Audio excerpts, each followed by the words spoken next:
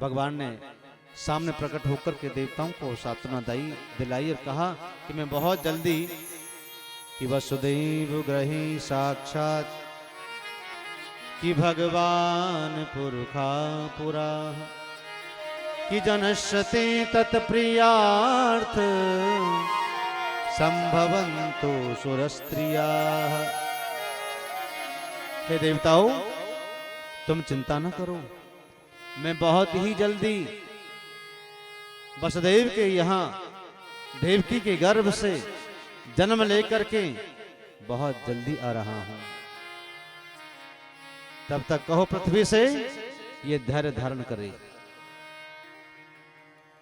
देवताओं ने स्तुति करके अपने अपने स्थान पर चले गए और गौ माता भी अपने स्थान पर चली गई। इधर कंस अपने परिवार के साथ रह रहा था। उग्रसेन का एक भाई था जिसका नाम था देवक, और देवक की एक पुत्री थी जिसका नाम था देवकी। देवकी जब विवाह के योग्य हुई तो कंस ने विचार किया कि मैं चचेरी बहन का विवाह कर दूं, लेकिन मेरे समान राजा कोई हो तो उसके साथ विवाह करूंगा। अब इसने वसुदेव के साथ ही रिश्ता पक्का कर दिया। ये वसुदेव सूरसेन के पुत्र हैं, मेरे समान राजा हैं। समय आया, बारात आई और सब मंगलाचार आदि कर्म हुए और बहुत दहेज कंस ने दिया। भागवत में लिखा है हजारों हजारों हाथियां, घोड़े, वस्त्र, अलंकार, दास दासियां, रथ आदि और मोहरे, बहुत कुछ दिया। प्रेम से कहो श्री राधे, श्री राधे। और जब अपनी बहन को रथ में बैठा करके स्वयं छोड़ने के लिए जा रहा था तो उसी समय आकाशवाणी हो गई कि पथि प्रहे ग्रहणम कंसमा कि भाष्या शरीर बाक अस्यास्तष्टमो गर्भो हंतायाम बहुसो अवध। हे कंस, जिस बहन को इतना प्रसन्न होकर के, खुश होकर के तू छोड़ने जा रहा है, इसी बहन का 8वां बालक 13 काल होगा। जब कंस ने आकाशवाणी को सुना, रथ से कूद पड़ा और कहा न रहेगी बांस न बजेगी बांसुरी, न ये बहन रहेगी न मेरे काल को ये जन्म देगी। बस केसों को पकड़ लिया, बाल पकड़ करके रथ से नीचे खींच लिया और मारने लगे। वसुदेव ने कहा भैया कंस तुम क्या कर रहे हो, ये तुम्हारी बहन है, अभी तो ये लक्ष्मी के स्वरूप है, अभी उसके हाथों के मेहंदी भी छूटी नहीं है जिसे तुम मारना चाह रहे हो। कंस ने कहा आपने सुना नहीं, ये मेरे काल को जन्म देने वाली मेरी बहन, मैं इसे छोड़ूंगा नहीं। वसुदेव ने बहुत सुंदर जवाब दिया। वसुदेव और कंस का यहां संवाद हुआ है कि श्लाघनीय गुणेशूरे भवान भोजय सस्करा सा कथम भगनी हन्यात स्त्रिया मुद्रा परमणि। वसुदेव ने कहा अरे कंस, तू पराक्रमी एक राजा है और एक अबला नारी पर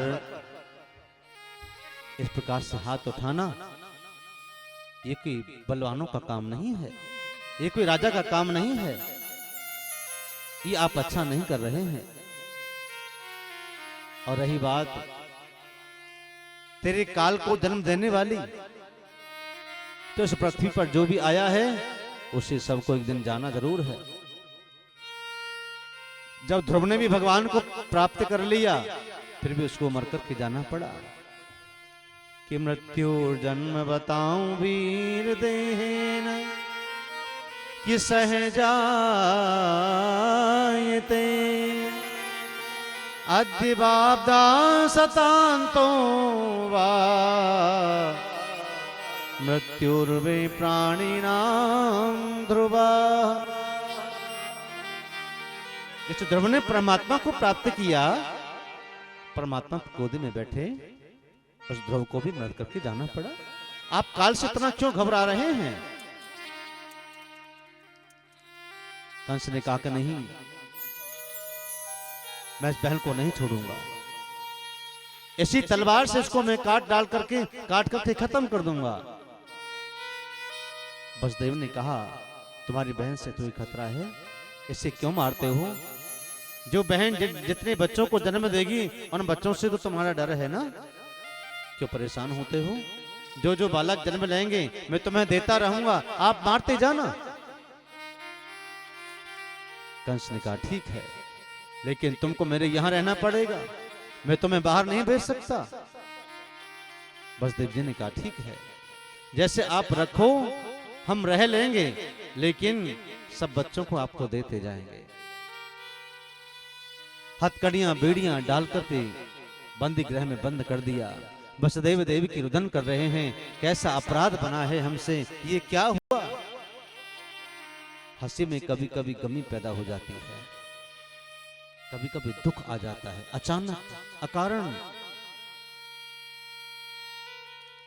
जेल में रह करके प्रभु का चिंतन स्मरण कर रहे हैं, एकांत में, प्रभु हमारी रक्षा करना इस पापी दुराचारी से। कि कह रहीम कैसे निभे बेर केर का संग, बेडोलत रसवा अपने उनके पाटत अंग।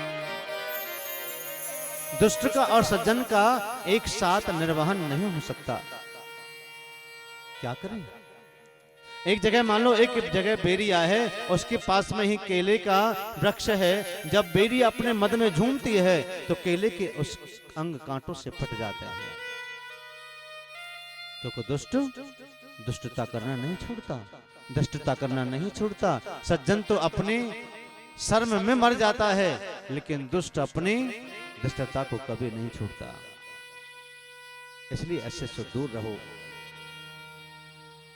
प्रार्थना कर रहे हैं। समय होने के बाद में एक पहला पुत्र हुआ, कीर्तिमंतम प्रथमजम कंसया मायाना की दुंदुभी अर्पयामास कृच्छ्रेण